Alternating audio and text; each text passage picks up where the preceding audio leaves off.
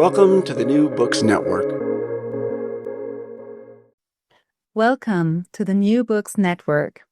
We have the pleasure to welcome R. Jisung Park to present his new book, Slow Burn: The Hidden Costs of a Warming World, published in 2024 by Princeton University Press. Park is an assistant professor at the University of Pennsylvania, where he researches the effects of the natural environment on labor markets and human capital outcomes. My name is Dr. Hannah Poole, and I'm a senior researcher at the Max Planck Institute for the Studies of Societies. Welcome, Professor Park. Thank you, Hannah. It's great to be on your program. A pleasure to have you here. To begin with, do you want to introduce yourself? Sure. I thought you did a great job of the introduction. But again, my name is Jisung Park. I'm an environmental and labor economist by training. I'm currently a assistant professor at the University of Pennsylvania. I'm a applied economist who's very much interested in using the tools of economics and statistics to better understand the world around us, and then to help us make better informed decisions, whether those are individual or collective decisions. And so, as we'll talk a lot about today, the book is about really how sort of new data and some of the research that my colleagues and I and many, many other researchers in this space have done, might help us make more practical decisions about climate change. And what inspired you to write this book about climate warming, and why now? That is a great question. I don't know if there's a clear answer that does justice to the many different reasons and threads, but just to give you a few and not to get too autobiographical. I mean, I've always been interested in environmental issues, and that I think stems in part from my love for the environment and how much time I spent in nature growing up. But in terms of the actual impetus for writing a book, it grows primarily out of the research that I've been doing really since my PhD on trying to better understand how does a warmer world affect our everyday lives, our economic activities, our actions, be they in significant and salient or in more subtle ways. And the reason why the book felt important to write sooner rather than later this is sort of my pandemic project, actually. And I think there was this moment, we were all stuck in our homes. We couldn't go anywhere. At this point, my wife and I were living in Los Angeles, and there were record wildfires, and the smoke was it was this combination of feeling helpless because we were stuck in our apartments all the time, feeling even more helpless because we were stuck and there was smoke, wildfire smoke coming, billowing across the landscape all the time. And then, this was also a period when I think as a society, we were collectively beginning to grapple even more acutely with climate change, not as a future tense phenomenon, but as very much a here and now phenomenon. And there seemed to be a growing urgency around it. But at the same time, there was a sense in which the discussions around climate change seemed so apocalyptic and doomsday and dire. And I guess the statistics and the research that I was most familiar with, yes, suggested that climate change is very much a serious issue, but also I couldn't help but see a disconnect between. So let me take a step back. There was a sense of personal motivation because I care about the issue. There was a sense of personal frustration about not being able to do something about the issue that was compounded by the pandemic. And then there was a societal sort of dialogue or discussion that had a tone that I thought personally was perhaps a little bit too symbolic, not enough pragmatic when it came to thinking about not just the apocalyptic 2100, 2200 year, the year 2100, year 2200 scenario about climate change, but that could benefit from being infused with some of the research and data that I saw so many of my colleagues working on that painted a slightly more nuanced picture, I would argue, of how climate change might affect society, is already affecting society, and then what that means about what we should do about it in a little bit less black or white, more shades of gray kind of perspective. I know we'll get into all that. That was probably a longer answer than you anticipated, but yeah, there were many factors that contributed to the why now and why the book. Your book explores the deeper, sometimes hidden consequences of climate warming. What are some of those slow-moving impacts, the slow burn, as you call it? Yeah, so if I could just take one step back, some of this depends in part on where your listener or the reader is coming from. It's one thing if you're a complete climate denier. It's another if you already care a lot about climate change and think it's the most serious issue. I'm going to speak to, I'm going to assume that the audience has some sense that, climate change is a physical phenomenon that is caused in part by, right, greenhouse gases that are emitted by humans and that it is already happening. I'm going to sort of skip over all of that, right, and just focus on the question at hand, which is what are the, as you say, what are the slower burning consequences? And these are things that I guess are a little bit more subtle and may not lend themselves as well to sort of flashy climate change headlines, especially ones that are spurred by natural disasters like major wildfires or major hurricanes, but ones that at least the data suggests are nevertheless significant in a cumulative perspective. So what am I talking about? We're talking about things like how just moderately elevated temperature, right? Days in the 80s and 90s Fahrenheit, which would be in the high 20s, low 30s Celsius. What having more of these days might do to things like agricultural productivity, to labor productivity, to the number of accidents and injuries on the job, to the number of people visiting the ER, right? To the amount of learning that students may or may not be able to engage in, especially in countries and in parts of countries that, don't have infrastructure that is accustomed to dealing with, days in that temperature range during the school year.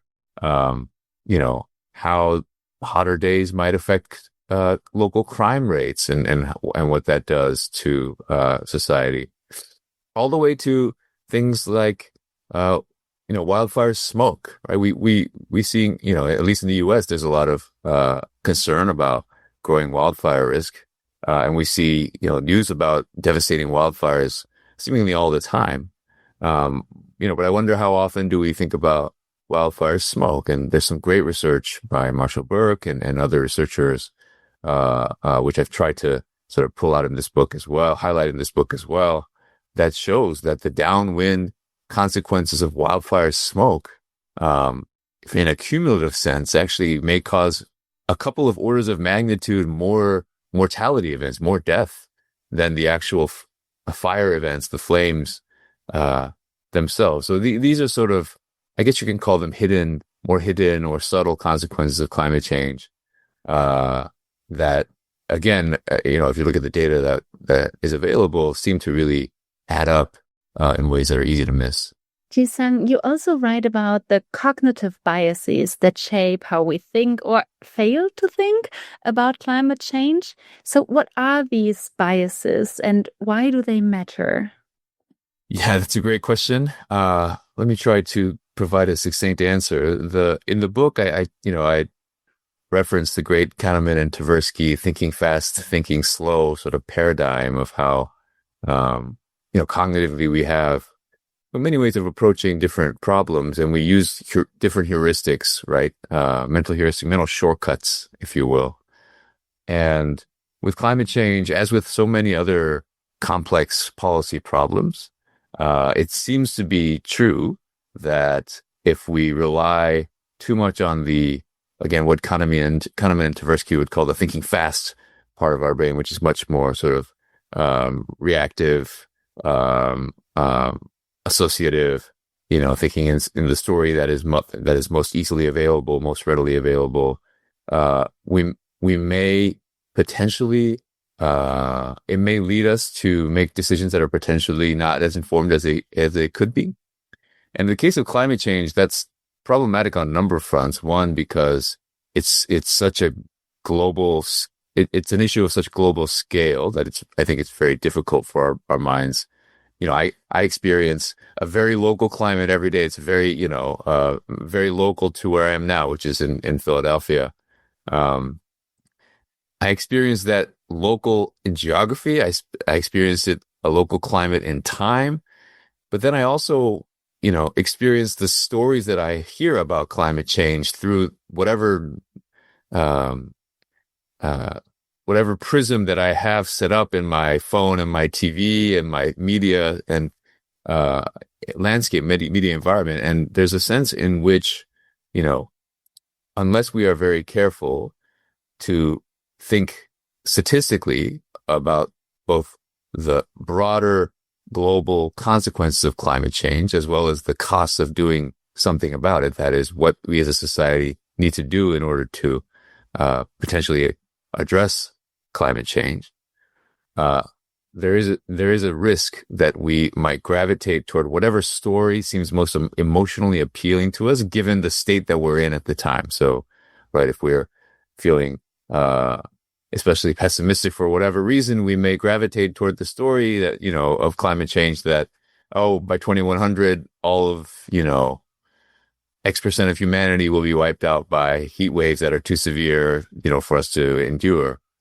There's a lot of uncertainty in climate change, so there's a risk that we may gravitate toward the story again that we are most inclined to resonate with at any given moment in time. But the statistical reality is both more complex, but also, I would argue, better substantiated and richer. And so, this has become a longer answer than I think you anticipated. But the point is that by sort of the intention of the book was to help readers add another mental heuristic to their toolkit when thinking about climate change. So there's this sort of the catastrophe insurance heuristic that I think many of us use for climate change, that I think is a really important one. But to also add a mental heuristic around climate change that is more about the shades of gray on climate change, that might really help us to think about, okay, what are the consequences of, living in a 2-degree world as opposed to a 2.5-degree world, as opposed to a 3-degree world? What are those effects? What are the costs, right, of those consequences for society? And then what does that mean about how seriously we should take the issue of aggressively mitigating greenhouse gas emissions by, toward transitioning our societies toward a cleaner energy infrastructure, right? Which is the first thing one can do, right, to reduce the harms of climate change. And then also to think about what are the decisions that we need to make in terms of adapting to the climate change that is already upon us, and that is at some point, in some sense, somewhat inevitable given the emissions that we've already put up into the atmosphere. Yeah, and turning to maybe the disasters that are already out there, you compare Hurricane Sandy and Hurricane Katrina. What does this comparison actually teach us about climate vulnerability, and how is this connected to human capital and inequality? Yeah, I don't know if we make a direct comparison between the hurricanes per se, but I think one of the points that that part of the book is trying to make is really, it actually has to do with the components of social damage that hurricanes and other climate disasters might create. So what do I mean by that? So anytime there's a natural disaster, whether it's a hurricane or wildfire or extreme heat wave or a flood, many government agencies will provide estimates of the damages. What did it cost, right? And typically, certainly in the U.S., those damage estimates are grounded in large part on assessments of physical capital destruction, right? So how many bridges were damaged? What percentage of the roads were destroyed? How many homes were flooded, right? And these are very important numbers, right? To get a sense of the destruction, and very practically, it's important for insurers, right, to get a sense of how much they need to pay out. But at least in some of our own research, we find that there's also this human capital cost that may be a little bit more hidden, maybe harder to measure. And by no means do we pretend to have, monopoly on the best way to measure it. But the way we measure, when we try to measure how natural disasters affect human capital, so the amount of learning that students achieve in class, the likelihood that students remain enrolled in college or graduated from high school, etc.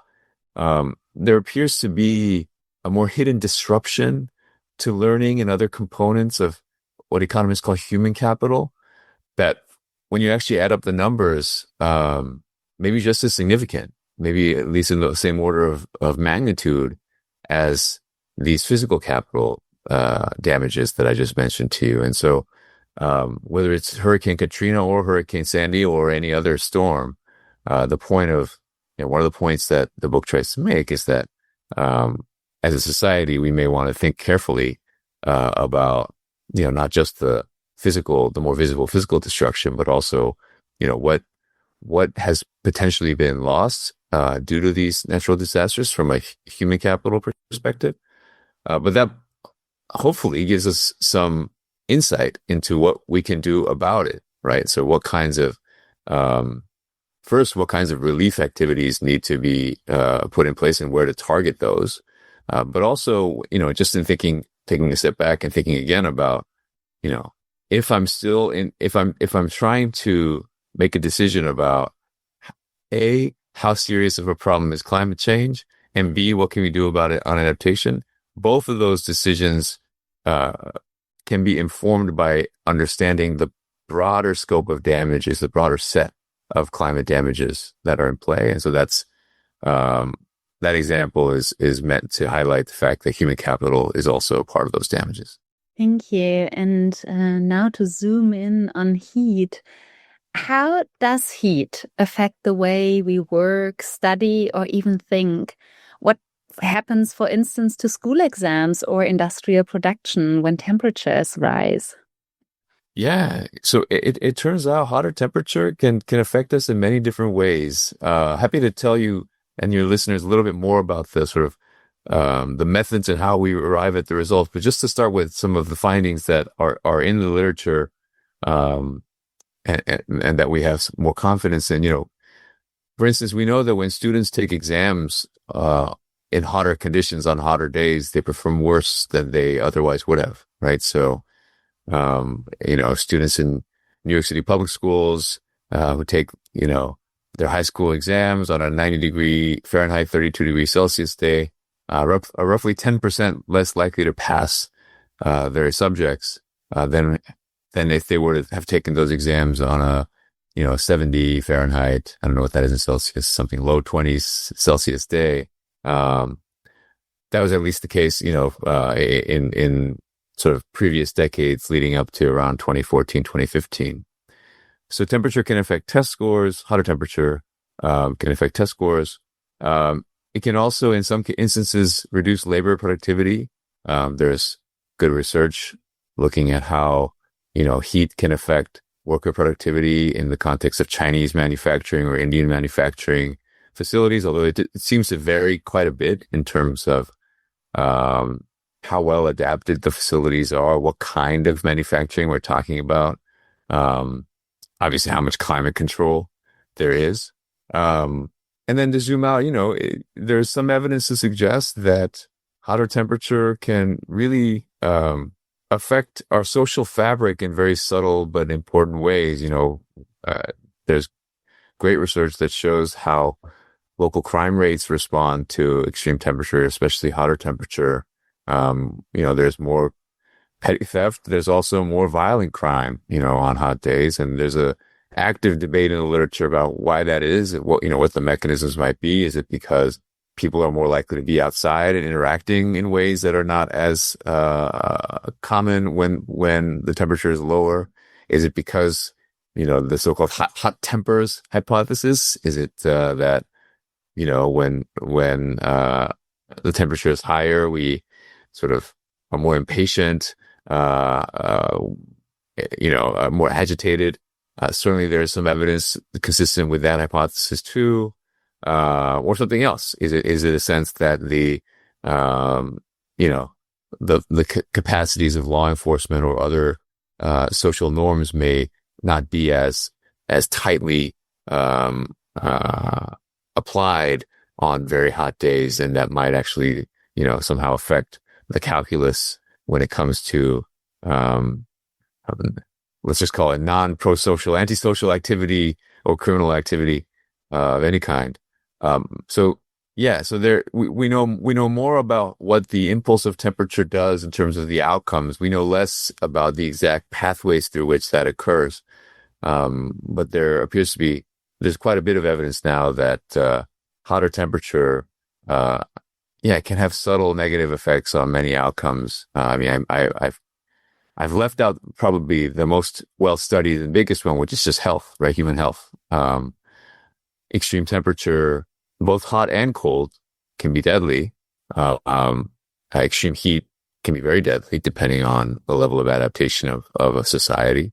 And in fact, if you look at, some of the latest research on this topic, climate change is projected to increase heat-related mortality very, very significantly, on the order of magnitude is quite stunning. I mean, if you look at Carlton et al., 2023, we're talking about in some of the more extreme warming scenarios, climate change may, increase heat-related mortality, at a magnitude that I believe is on par with all of cancers today, right? By 2100. I think those are the other numbers. I hope I'm not misquoting them. So to sum up, hotter temperature already has many different effects, negative effects on economic activity, human activity, many of which are quite subtle in nature. But again, if you add them all up, they seem to be pretty significant in magnitude. To exemplify that, tell us about the heat game and maybe what basketball can actually teach us about heat and heat affecting the human body. Oh, right. The heat game. Yeah. So, I wanted to make this idea a little bit more accessible, but also, I'm also a huge basketball fan, and I know, from my, enthusiastic watching of basketball documentaries that, there was a famous basketball game, an NBA Finals game, played in Boston. Now I'm blanking on the year. It's in the book. Between the Los Angeles Lakers, the Showtime Lakers, Magic Johnson, etc., and the Boston Celtics.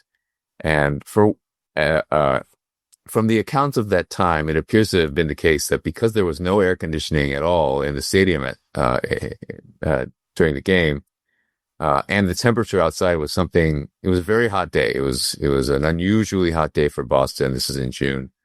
And, everyone in the stadium was sweating, some of the referees had to take a break, and there are videos of some of the players having to, put on an oxygen mask just to maintain functioning. I just use that as an example to paint a picture of what the link between temperature and human performance might look like.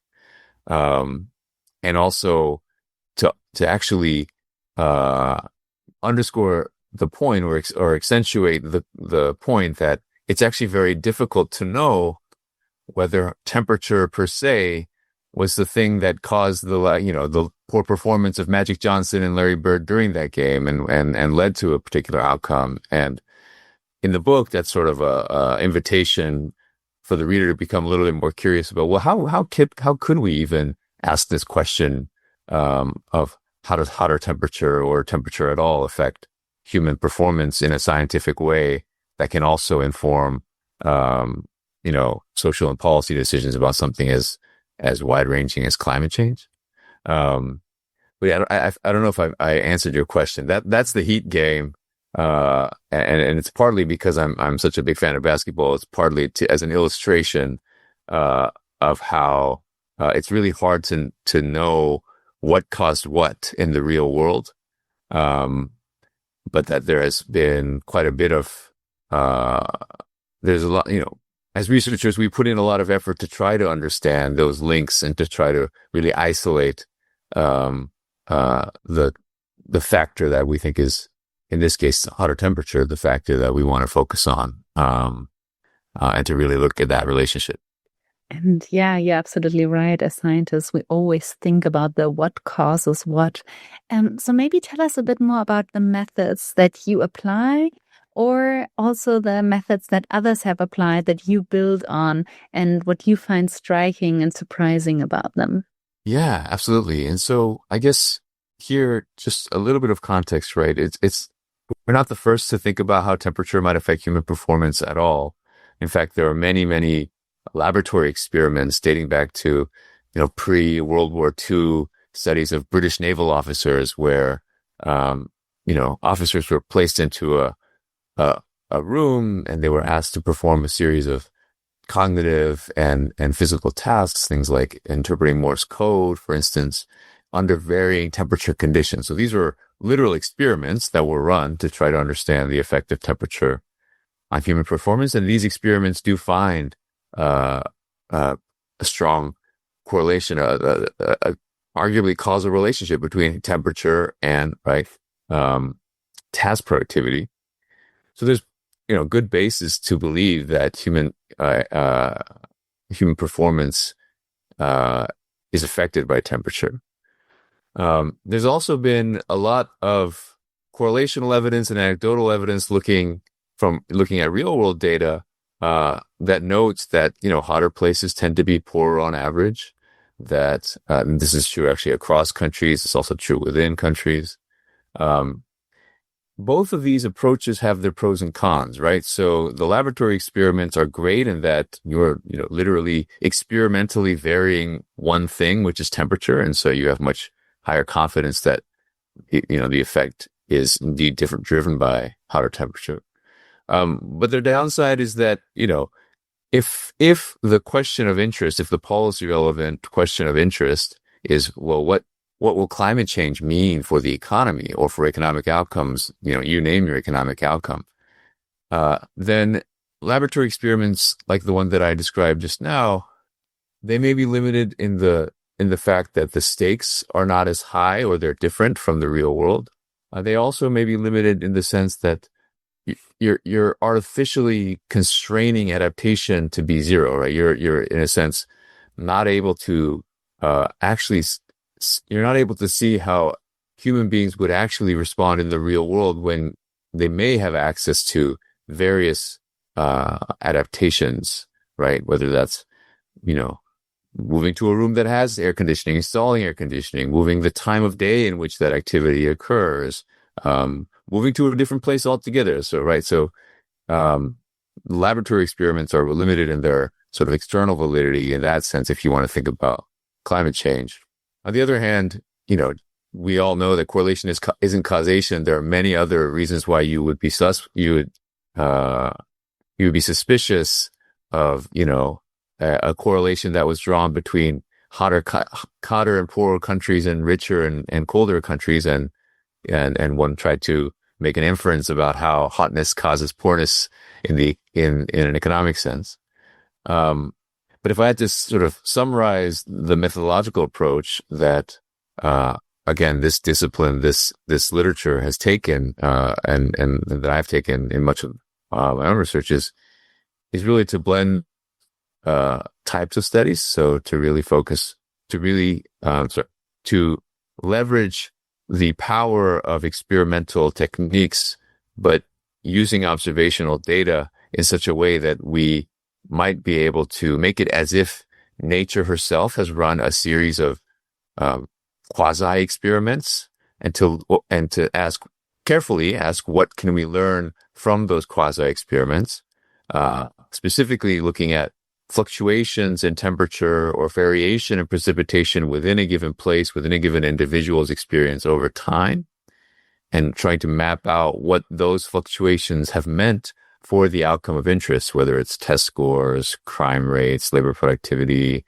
workplace injuries, etc., to give us a better sense of how these climatic hazards might affect these societal outcomes in settings that are economically meaningful and allowing for adaptation, right, to the effects of climate, first of all, as well as climate change, to be embedded in those effects that we uncover.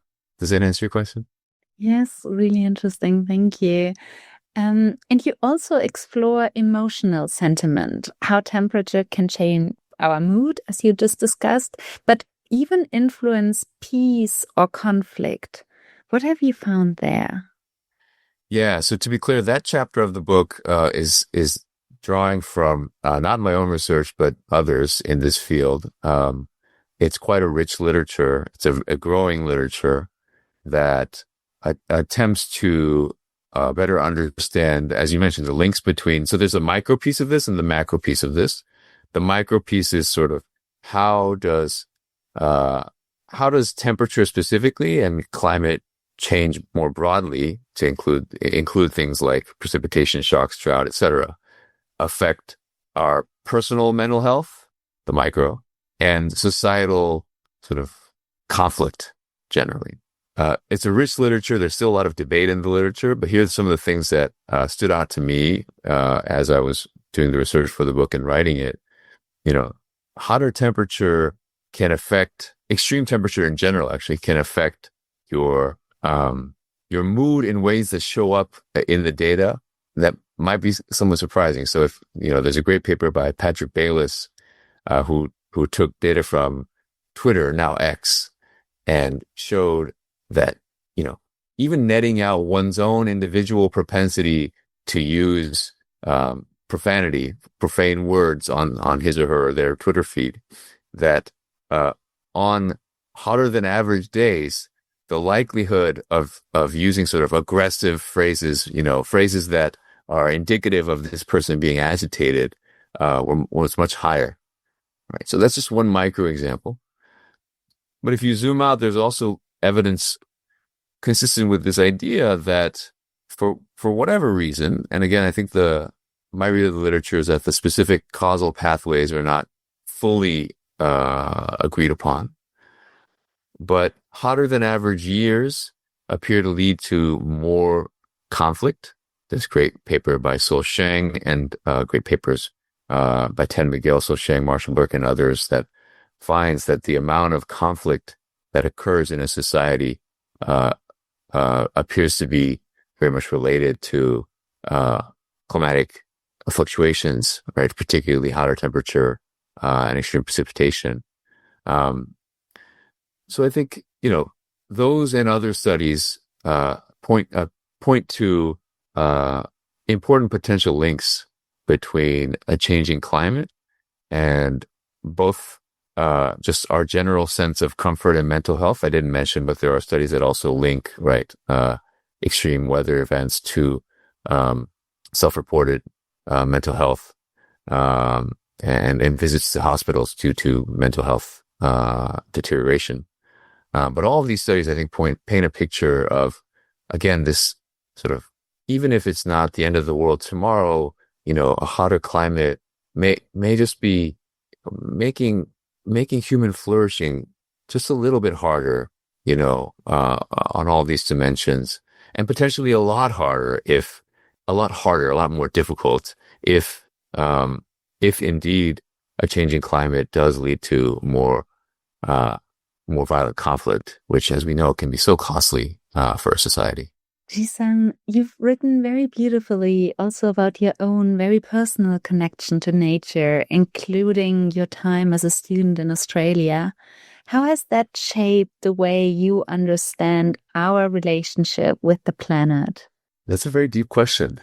So as I mentioned at the outset, Hannah, I consider myself a child of the outdoors. I very much, many of my fondest memories growing up were of spending time in nature. And in fact, I actually wanted to, before wanting to become an environmental economist, my first, I guess, occupational fascination was to become an ecologist, a biologist. So that's why I was in the Australian rainforest doing a rainforest ecology program. I mean, I believe that as a social scientist, our methods, let me take a step back. Those experiences in nature for me inform the questions that I have cared about so far in life. They inform how I go about my daily lives. They, of course, they do not necessarily inform my judgment around particular policies or what we should do about climate change. In fact, I'm very much a believer in letting the data tell us, what is or is not a socially beneficial outcome or decision. And as a social scientist, I'm very much wedded to this idea that you let the data speak, and our methods are very much about using the scientific method to uncover the reality as it is. But I guess you could say that, yeah, my personal experience is definitely informed the decision to want to better understand climate change as a phenomenon, right? Because it was clear to me that there was some link between the environment that we live in and our well-being. Just wanted to understand better what that was and how we might quantify that. Thank you. And as a last question, in your book, you write, and here I quote you, that becoming familiar with how climate change hurts us should, if anything, give us a greater sense of hope. Not a hope born of wishful thinking, but an active hope born of clear discernment, a sober assessment of climate vulnerabilities. And what does this active hope really looks like for you? Yeah, thanks for highlighting that quote. I think what I'm trying to say there, Hannah, is that we really need to guard against hopelessness. That isn't to say that we should be, blindly optimistic for no good reason. But this lack of agency, I think, is something that is really problematic in the climate kind of policy sphere. I see so many people, including young people, who just sort of they read the news and then they feel that they have no power, that they can do nothing about this, and I think that's dangerous because we always have agency. And part of the motivation behind the book was to give us maybe more data points and more tools for thinking about climate change. Less as a matter of, are we all doomed or not? Is it black or white? But really shades of gray, which then give us a sense of, oh, actually, it's not too late to one, make a difference on mitigation, right? It's not too late to continue to find ways, both individually and collectively, to transition toward a clean energy economy right away from fossil fuels. And also to be more proactive about thinking about how to adapt, right, to the climate change that is already in the system. That we can do those things together, right? We can reduce the harm that is done by an already warming planet, while also continuing to make the investments that are needed to prevent runaway climate change in the longer term. And so that's where I think the hope and agency comes in. I think if one lets oneself view climate change through a prism of, imminent catastrophe, then it can really rob you of your agency. If you view it through a prism of, oh, okay, it's a complex problem, it's many shades of gray, every amount of emissions reduction, does have a positive effect on stabilizing the climate in the long run. To me, that's cause for hope. Thank you very much. And now, as really the final question, what are you currently working on? What questions are occupying your mind these days? So many, but the broad gist, the thematic gist is we're very interested, my colleagues and I, are very interested, among other things, in this process of adaptation, right? It is worth noting that, you know, even without the policy backsliding we've seen in recent months, in the U.S. and elsewhere, we're always going to have to contend with climate change. The world has already warmed by a significant amount and will continue to warm. And that warming has consequences, in some cases quite severe consequences, in other cases more subtle consequences. But if you look at the evidence, there's good reason to believe that those consequences can be greatly minimized. And this matters, whether you're a business owner or a teacher or a mayor, or just an individual trying to protect your home or your assets and your livelihood. And so I'm really interested in how those adaptation decisions can be made in such a way that are consistent with both our individual and collective objectives, and really what might be the impediments to more efficient and equitable and cost-effective adaptation. So those are some things that I'm thinking about these days. And we are looking forward to reading more about it. Thank you so much for the interview, Jisung. This was fascinating. Thank you. Thank you, Hannah. Thank you, Hannah, for your time.